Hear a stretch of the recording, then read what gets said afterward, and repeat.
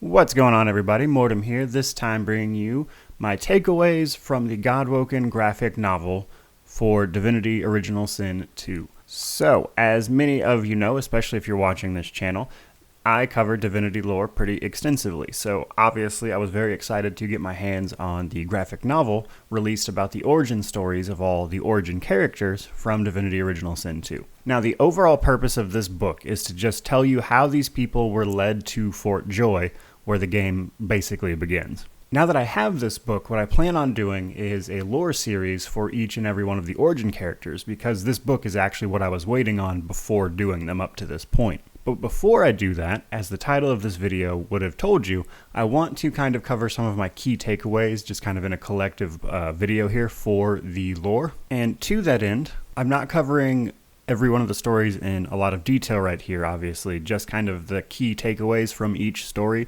that I wanted to talk about. Starting with Ifan. Ifan in the graphic novel is shown to be Lucian's best friend, his personal guard, his personal soldier that he'll send on missions, stuff like that. And moreover, Lucian the Divine in Ifan's story is kind of shown as having the appearance from Divinity 2. Lucian is in Divinity 2 very briefly towards the end. Rather than use his appearance from Divinity Original Sin 2, where he's been trapped in a tomb for a very long time, they seem to have used the Divinity 2 appearance, which I guess makes sense. I just thought it was interesting. Also, it shows Zandalor and Arhu present at the battle. So this being Ifan's story, it is showing us the battle in 1233, which is about 9 years before Divinity Original Sin 2 started, where Lucian was fighting Damien in the Elven Forest. And it shows Zandalor and Arhu present as advisors on the matter, which I thought was really cool because Zandalor specifically isn't really in Divinity Original Sin 2 at all. It's also interesting that Alexander is present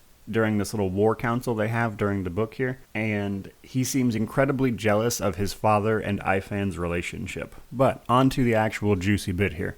So, in Divinity Original Sin 2, it's described when Ifan goes through the forest to deliver the death fog that they decide on to take out the Black Ring. It's described in the game, at least as I recall it, that Ifan was riding through and activating the death fog. But here in the book, it describes that Ifan was given a scroll to take to the elves of the forest that would help the elves evacuate before the death fog was activated. So, for whatever reason, when Ifan goes to deliver this scroll to them, and the elven leader reads the scroll, it turns out that what that scroll actually is the activation of the death fog. So it kills all of the elves just right then and there. Thus, him feeling incredibly betrayed by both Lucian and Alexander. Though, of course, Lucian supposedly dies in this battle. However, we also find out exactly how it was Ifan was saved from the death fog himself, and that is that his spirit wolf, or his specific source power, seems to have activated to the trouble and drug him out and protected him from the death fog before it could kill him, thus enabling his survival. And then, of course, all the stuff happens that we already know about from Divinity Original Sin 2. He joins the Lone Wolves, eventually goes to Fort Joy with the intention of killing Alexander. So that brings us to Lohse. It shows her as a traveling musician whose source powers wind up getting her kicked out of her troupe. And then after this happens, she meets this puppeteer guy who supposedly left the troupe as well. And he kind of shows her a way that she can help manage the spirits that inhabit her, thus trying to make her life a little easier. But what actually happens is that he was tricking her the whole time, and he tricks her into basically channeling a bunch of spirits in front of a crowd while she's doing a show, potentially hurting and maiming a lot of people. And she actually turns herself into the Magisters willingly before she heads to Fort Joy. That brings us to Sabile, some of the key takeaways for her. The graphic novel specifically showed her needle, as she likes to call it, as a dagger just called needle, which is interesting because from the game I always gathered that needle was like a literal needle. Just an interesting thing, I guess, there.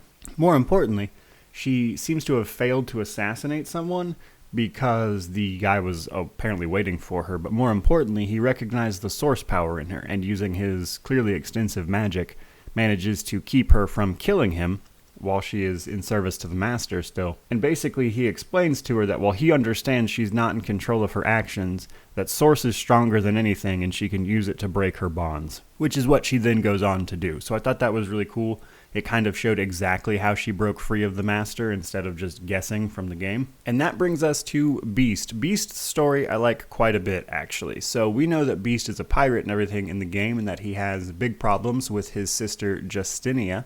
But from the graphic novel, we get to find out exactly what that was about. Now, Justinia, as we know from the game, has been having her ears poisoned, so to speak, by her advisor Isbiel, which turns out to be not such a great person. And because of this, the queen has been taking away all the freedoms of the dwarven people under the auspices of protecting them from the lizard empire that they're sure is the cause of all their woes.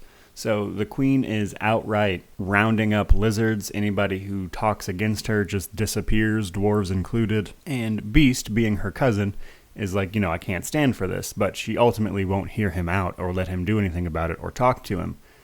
And he starts a smuggling operation where he's rescuing lizards out of the Dwarven Empire. But ultimately, he's caught and then banished from the Dwarven Empire by his cousin, Justinia. And he's banished to what they call the Isle of the Mists, where he discovers his source powers as the specters there haunt him and try to drive him insane. But lucky for him, again, he discovers his source powers, starts honing them, before a ship ultimately goes by, tries to land on the Isle of Mist to kill him, but ultimately he's able to captain that ship and carries on with his smuggling operations. But ultimately comes afoul of a Magister ship, which is where he learns about the Peacemaker plot and why he needs to find Lohar and Driftwood, and using his source powers during this fight, he is ultimately captured by the Magisters and taken to Fort Joy. Now, the Red Prince didn't really have anything noteworthy added. It's mostly just stuff we would have learned from the game. He was a bored prince ruling from a forbidden city, winning battles from afar, though never actually leaving. He gets bored, starts taking up with demons, has the thing with the succubus. The only thing really new with the Red Prince is that we figure out exactly how he was captured and taken to Fort Joy. And that is that after being exiled from the Lizard Empire, he draws attention to himself almost immediately by attacking peasants in the street and things, because he sees them as, slighting him or like disgracing his nobility type stuff. And then ultimately an assassin from the House of Shadows tries to kill him in the street, and he just obliterates this dude with Source, and is almost immediately captured by the Magisters right afterwards. And then we have Fane. So Fane gets quite a bit just because we know very little about the Eternals. So the Eternals are shown in the graphic novel as having blue skin, voidy eyes, like star eyes and stuff. There's a lot of posture and shape to them, which I thought was interesting because they're supposed to represent the 7 races. And it's less so that the Eternals had a bunch of different looking ones versus they just had a bunch of body types, so to speak. And then when those 7 lords went on to make their races, they seem to have just exaggerated those features to a great deal, and that's how you wound up with the different races. More specifically, Fane, of course, discovers the veil. We see him bring this information to the God King. Now, the God King wants the veil left alone. He wants it left alone because he fears the consequences of toying with it, which turns out he was right. So he continues by, Fane that is, he continues by bringing this information to the 7 lords. Now, before anyone has a chance to do anything about it, this is discovered, and Fane is punished by the God King. Thus, gets trapped in his tomb like we find out about from the game. And he spends however uncountably long in his tomb. Now, ultimately, he's discovered by a grave robber. And then once freed from this tomb, he spends a great deal of time trying to, gather information about this new world he just woke up and found himself in.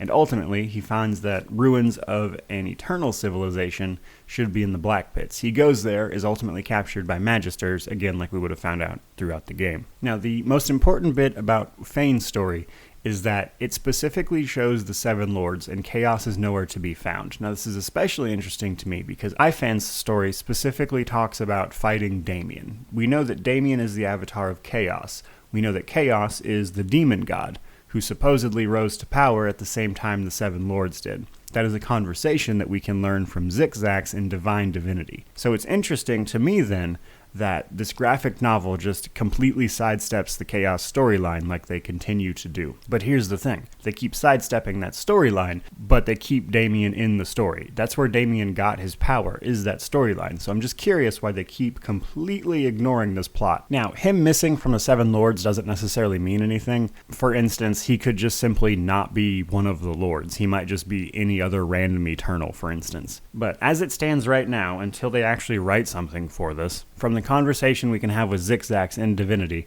Chaos is described as one of the gods, and, thus being with the Eternals and everything that we learned from Divinity Original Sin 2. So if I had to guess, they probably just don't know what they want to do with Chaos just yet, and because of that, they're just kind of ignoring it completely. But it's worth noting that it's not in there. So, again, there are plenty of ways to write around that, but for whatever reason, the Chaos plot from the first couple of games is something they keep trying to avoid entirely, despite continuing to include Damien. So just interesting things all around, I guess. If they ever release Fallen Heroes after its hiatus, maybe we'll get our answer then. But there you go, guys. There are the key takeaways from the graphic novel I just kind of wanted to talk about collectively. And then in the future, we'll get an origin story for all of these great characters that Larian Studios has made. So with that, thank you guys so much for watching. May you wander in wisdom and have an amazing day.